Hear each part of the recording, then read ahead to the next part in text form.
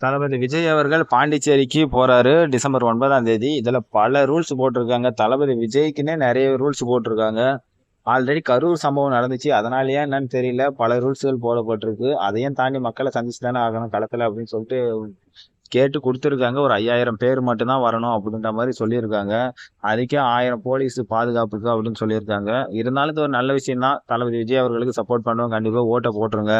வாங்க வீடியோக்குள்ள போகலாம்.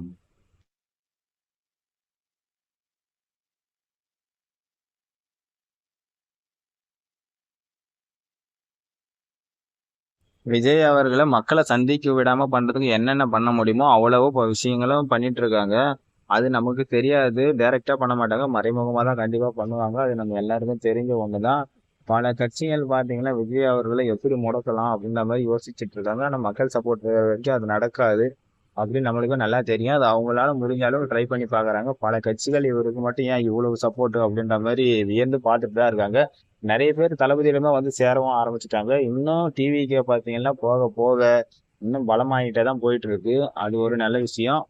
இன்னொரு விஷயம் பாத்தீங்கன்னா வடிவேலு அவர்கள் நிறைய பேர் சினிமா துறையில இருந்தே தளபதி விஜய்க்காக பேச சொல்றாங்க.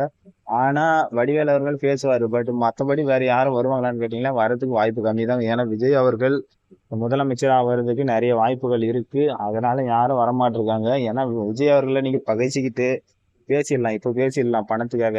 ஆனா உங்க படம் கண்டிப்பா ஓடாது. மக்கள் வந்து புறக்கணிக்கிற அளவுக்கு போயிடுவாங்க அப்படின்னு சொல்லிட்டு அவங்களுக்கே தெரியும். நிறைய பேர் விரோதமாயிடுவாங்க அப்படின்னு சொல்லிட்டு தெரியும். அதனால சினிமால இருந்து நிறைய பேர் கூப்பிடுறதாகவும் அவங்க யாரும் வர மறுக்கிறதாகவும் சில நியூஸ்கள் போயிட்டு இருக்கு. அபிஷியலாவே சொல்லியிருக்காங்க. சில பேர் நேரடியாக பேட்டி கூட சில நடிகர்கள் கொடுத்துருக்காங்க. ஆனா இந்த சத்யராஜ் அவங்க எல்லாம் பாத்தீங்கன்னா அதே ஒரு வேலையா தான் வச்சிருப்பாங்க. மன்சூர் அலிகான் அவங்க எல்லாம் பாத்தீங்கன்னா சரி பேசுறவங்க பேசட்டும். தளபதி அவர்கள் அரசியலுக்கு வந்த பிறகுதான் எதிரி யாருன்னு சொல்லிட்டு அவருக்கே தெரியுது.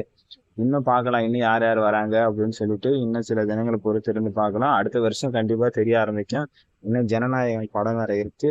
படத்துக்கு அப்புறம் முழுசா தெரிஞ்சிடும் கூட்டணி யாரோட எப்படி போக போகுது அரசியல் காலம் அப்படின்னு சொல்லிட்டு பார்ப்போம். அதுக்காக தான் வெயிட் பண்ணிட்டு இருக்கோம். நம்ம வந்து மக்களாகி நம்ம வந்து முடிஞ்ச அளவுக்கு தளபதி விஜய் அவர்களுக்கு சப்போர்ட் பண்ணுவோம். ஏன்னா நம்ம அண்ணன் நம்ம தளபதி கண்டிப்பா மக்களுக்கு நல்லது பண்ணணும்னு நினைச்சுதான் வராரு. ஏன்னா பணம் சம்பாதிக்கிறதுக்காக அவர் அரசியலுக்கு வரல. அது மட்டும் நம்மளுக்கு நல்லா தெரியும். ஏதாச்சும் நல்லது பண்ணணும் அப்படின்னு நினைச்சுதான் வராரு. அவர் வரேன்னு நினைக்கிறதே பெரிய விஷயம் தான் கண்டிப்பா. ஆல்ரெடி விஜயகாந்த் அவரு இழந்துட்டோம். சரி இதுக்கு மேலேயும் வேண்டாம். தளபதி விஜய் அவர்களை முடிஞ்ச அளவுக்கு நம்ம ஓட்டு போட்டு முதலமைச்சரை ஆக்கிய பார்க்கலாம். அவர் என்ன பண்றாருன்னு சொல்லிட்டு முடிஞ்ச அளவுக்கு நல்லது தாங்க பண்ணுவாரு.